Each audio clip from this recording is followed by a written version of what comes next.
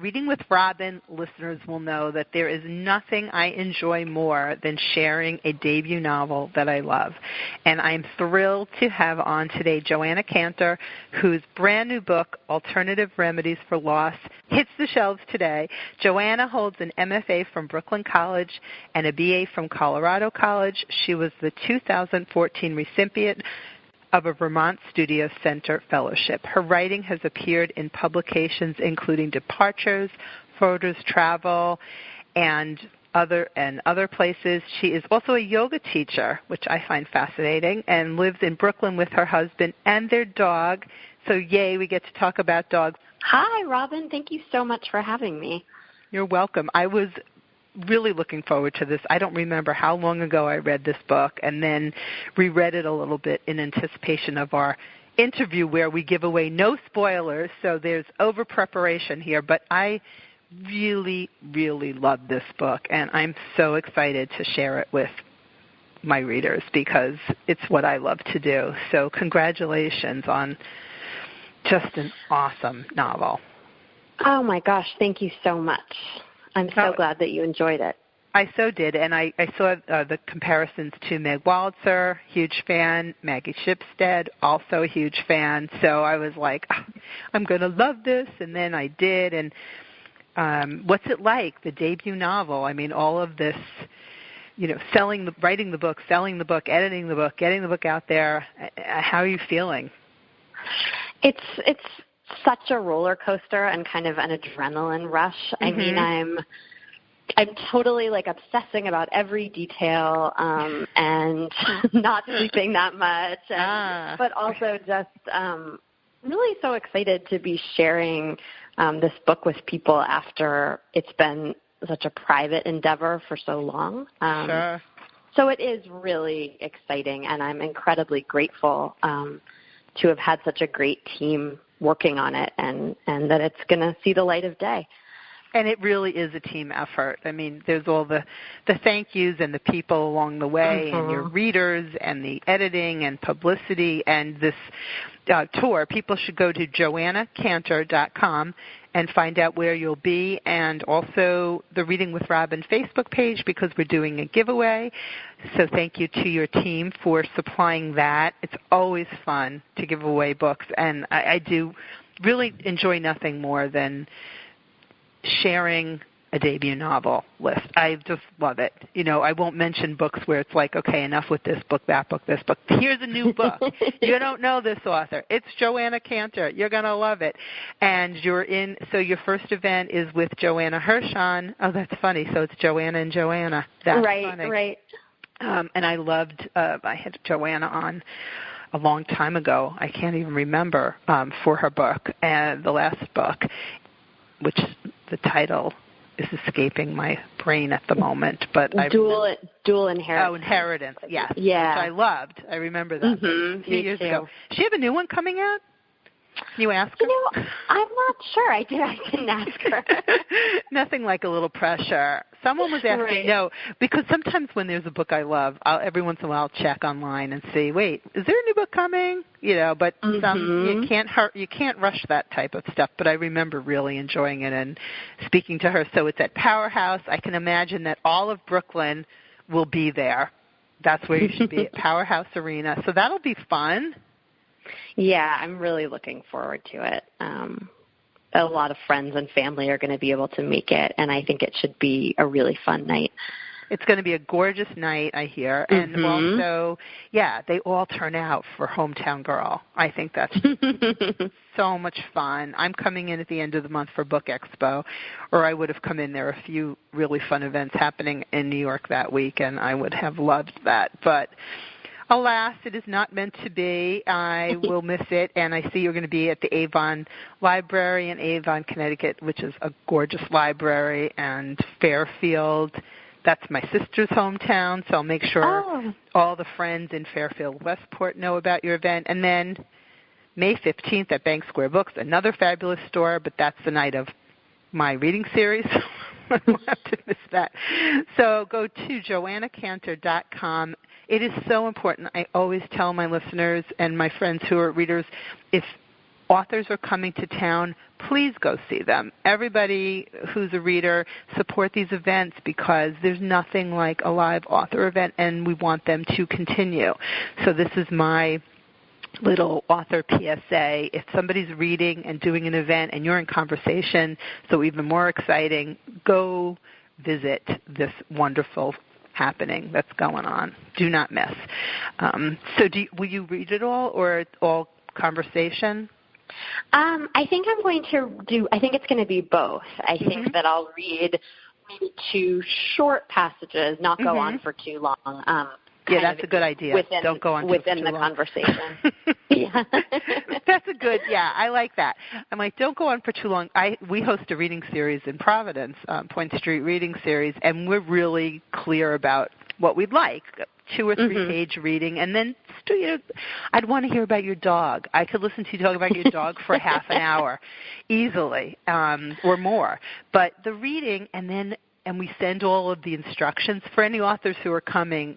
This is good to know because nobody seems to read. And then they go up there sometimes and nobody's paying attention and it goes on and I'm like, oh no. So I think, I don't know. Some people enjoy that. I really love to hear all of the pieces that are not something I can read in the book about the process of writing and your journey, and also this awesome title. Was this always the title for this book? It was. I didn't arrive at it very early, but at some point, maybe in the 6 months as I was getting the book ready to send out to agents, I had just been brainstorming and honestly not coming up with anything that I liked. And I wrote this one down.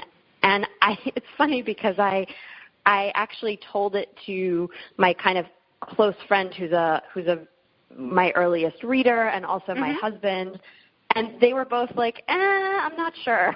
Oh, that's funny. I'm glad you didn't listen to them. Yeah, and I was just like, okay, well, you know what? Honestly, it's the only thing that feels right to me at all.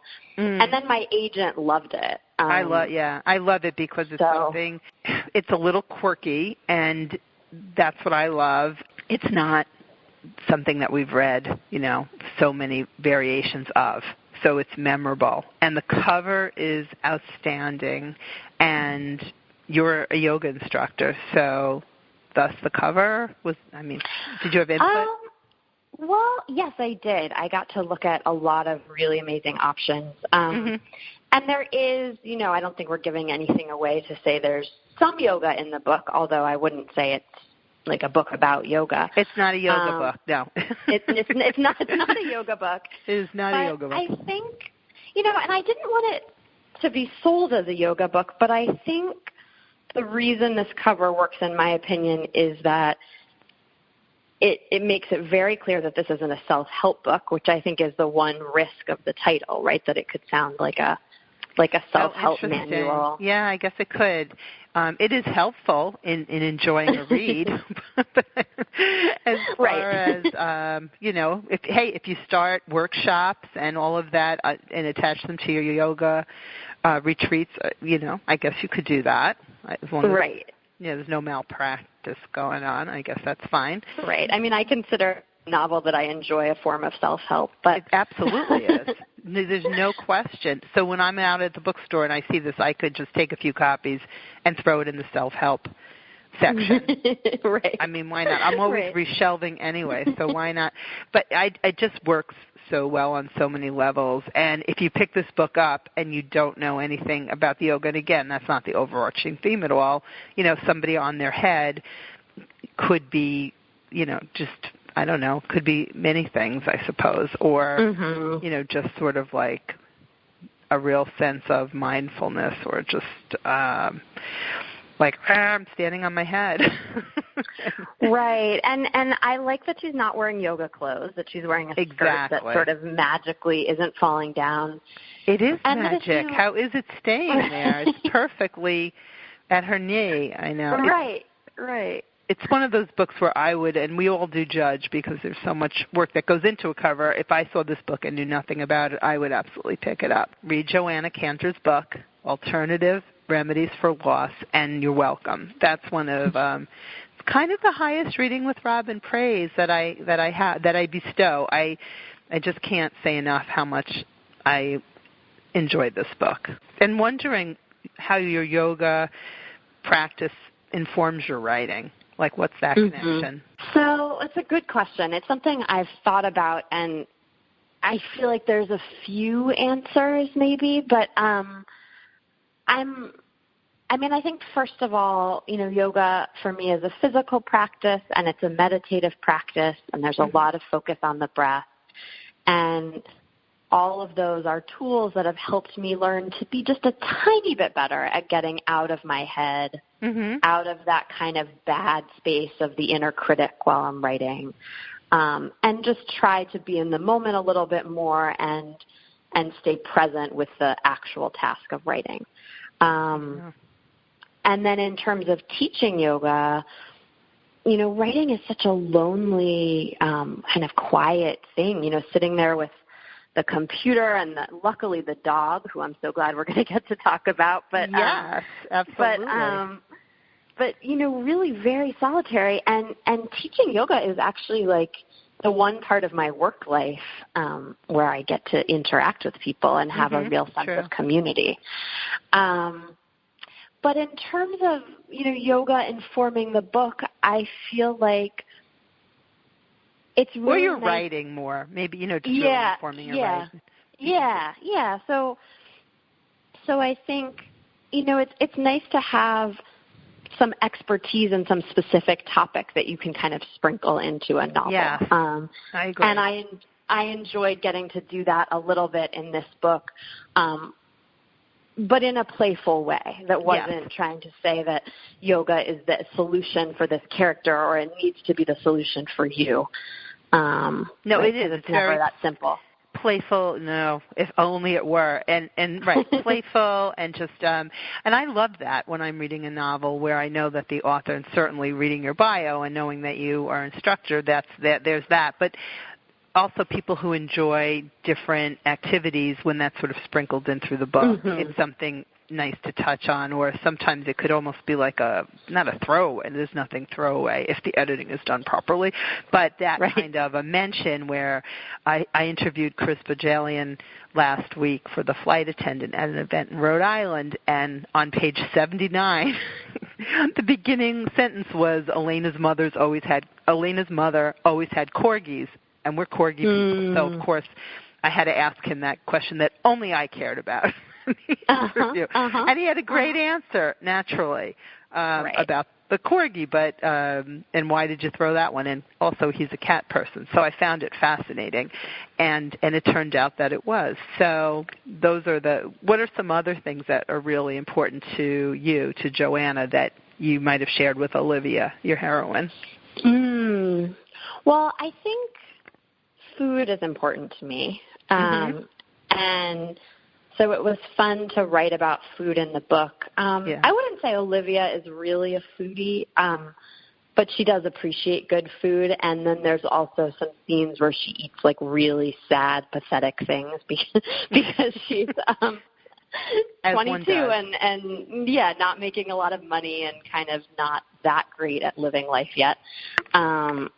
And so that was fun too, to kind of create these like weird, depressing, meals of like stale red wine and undercooked pasta. But somehow the way you wrote that made it sound very appealing. You set a really cozy mood and get a real sense of the way the air is sort of flowing around the characters. It was very textural read to me. And I always wonder when somebody is writing characters that are just, so important and meaningful, what you sort of want to share or take from, some part of your life and what's too personal to share even as fiction. So that's always something that's interesting to me as a reader and certainly in interviewing writers. And also really share with the audience a little the elevator pitch or the snippet that won't give anything away about alternative remedies for loss. Just a little bit about what it's kind of about. Yeah, if I ran into you and said, Joanna, what's your book about? It's coming out. I was so excited. So the novel is about a family, but particularly Olivia, who we've been talking about, a 22-year-old whose mother, when the book opened, her mother died about 4 months ago, fairly suddenly of brain cancer, without a lot of warning. And it feels to Olivia that the rest of her family is taking this a lot more in stride than she is. Although her parents always seem to have a really happy marriage, her father really shocks her by beginning to date just a couple months after her mother has died. Her brothers are older, and their lives are just more settled. One has a fiance, one is married. They have stable careers. They're kind of around 30. And she's just at this moment where she should have graduated from college. She took a little time off to be with her mother while her mother was sick, and she doesn't really know what's next for her. And she's feeling very alone and not as connected with her family as she has been up until this point in her life. I feel like I could stop there and give nothing away. You could stop there. We could talk about your dog. We could do that. I could keep going. Yeah. It's just there's such an immediate connection with Olivia, certainly his family, and there's nothing like family drama.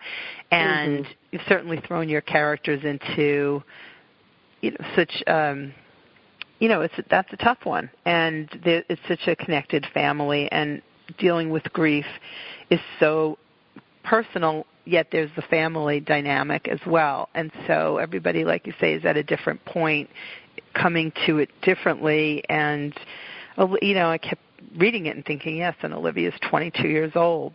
She has one semester short of graduation. Right? She has one. That's right. Right. She's got one. And what is she going to do? And where is she going to find herself? And I just kind of, in reading it, thought all of the behavior was reasonable for somebody going through what she was going through, and such a likable, lovable, really, character, and just rooting for her story. And again, we're not giving too much away with this, but it is brand new. It is a debut novel, Joanna Cantor's Alternative Remedies for Loss, and visit the website, joannacantor.com. You can also be found on Instagram, on Facebook, Twitter, I'm sure.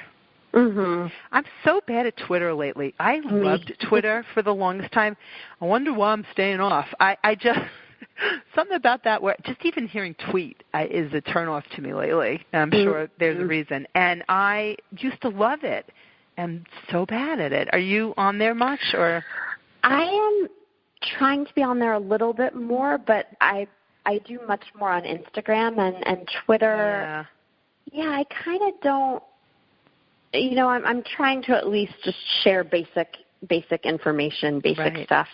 Well, your publicity team will certainly want you to. So right. So there you go. But I know it's... Yeah, but Instagram's much more fun, and it feels more authentic or something. I don't know. Pictures, I know. I agree. People love pictures. They do. So you can find Joanna all over the place and check out the event schedule. And if you're in the area, there's nothing like getting to go to an event and meeting the author. And it's time to put the summer reading list going. I saw you posted was one of the summer lists.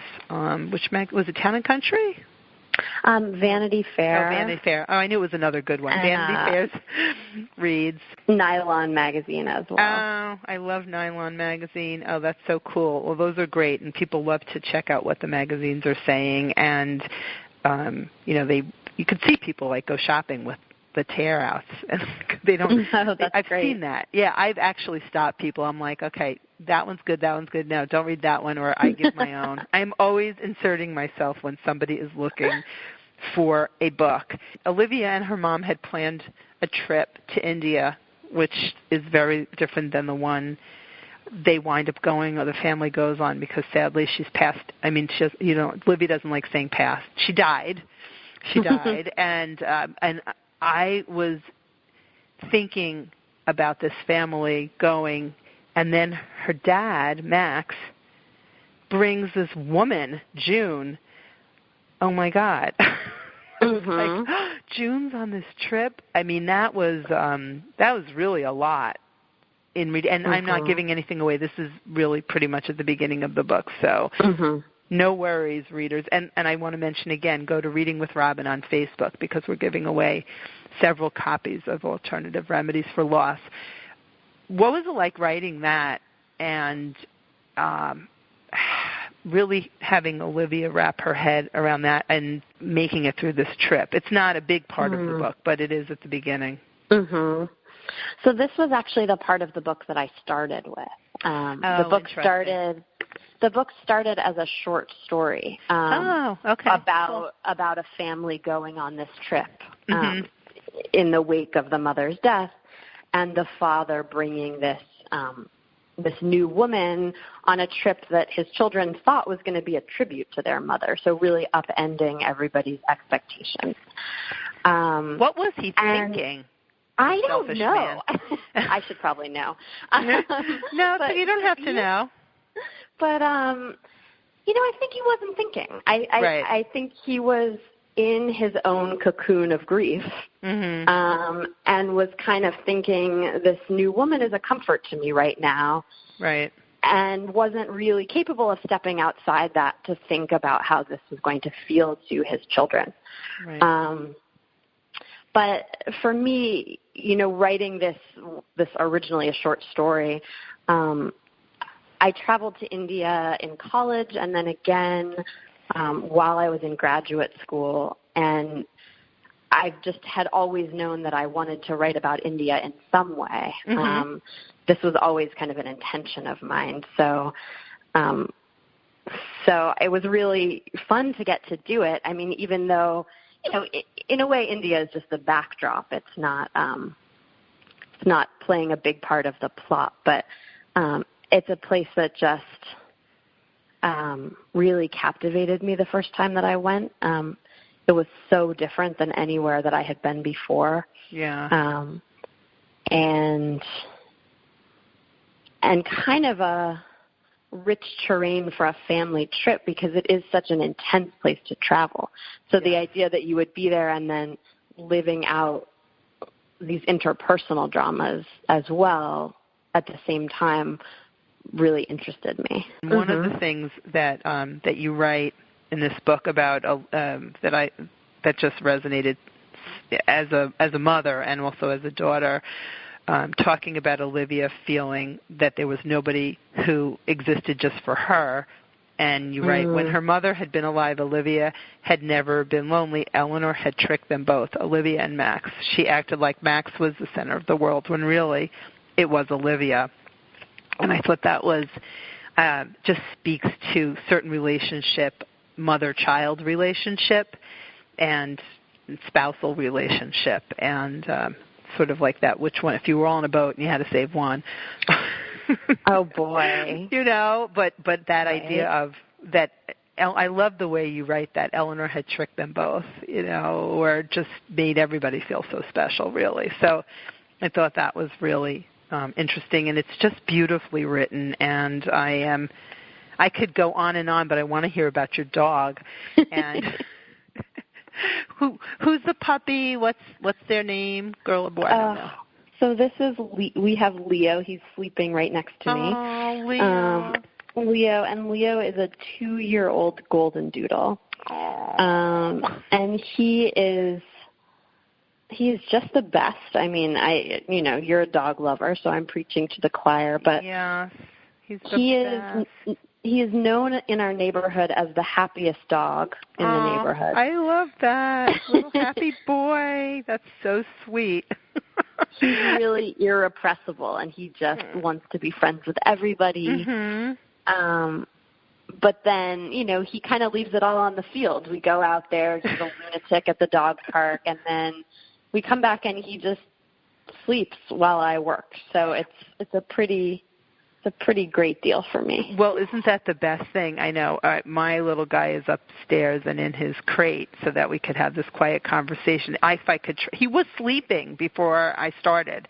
but I knew, like, I couldn't totally count on it, but I prefer to, I love watching him sleep, the little sighs and the so Leo is the happiest little puppy in Bronx. Oh, what a sweetie. There's nothing like him, right? So he's the writer's best friend. And he really is.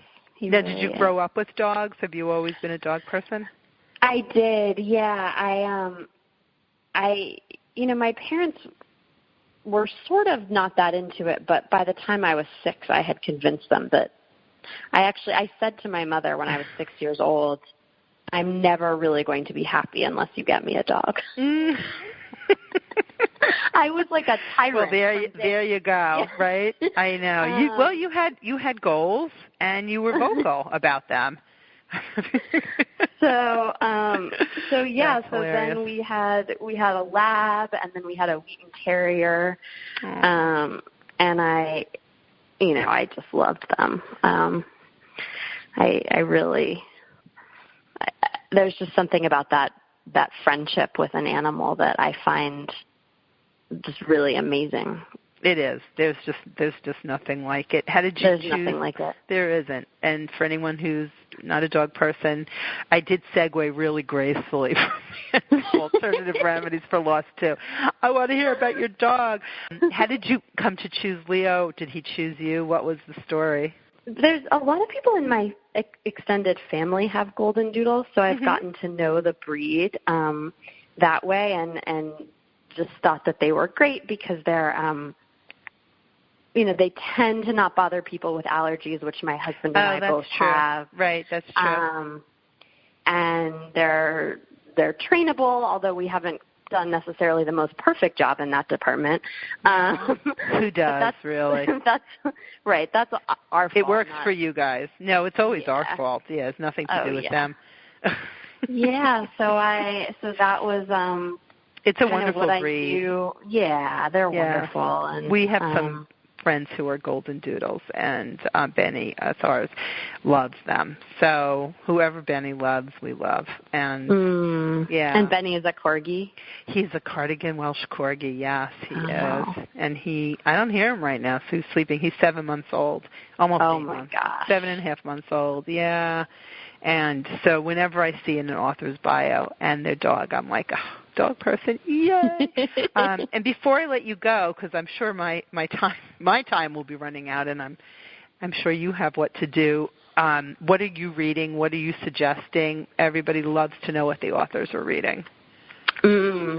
So many wonderful things are coming out right now. Yes, they are. I actually just went last night to an event with Curtis Sittenfeld and Meg Wolitzer, and I can't wait to read their new books. But both fabulous, I must say. Oh yeah, I'm sure you. Huge fans. Yes, me too.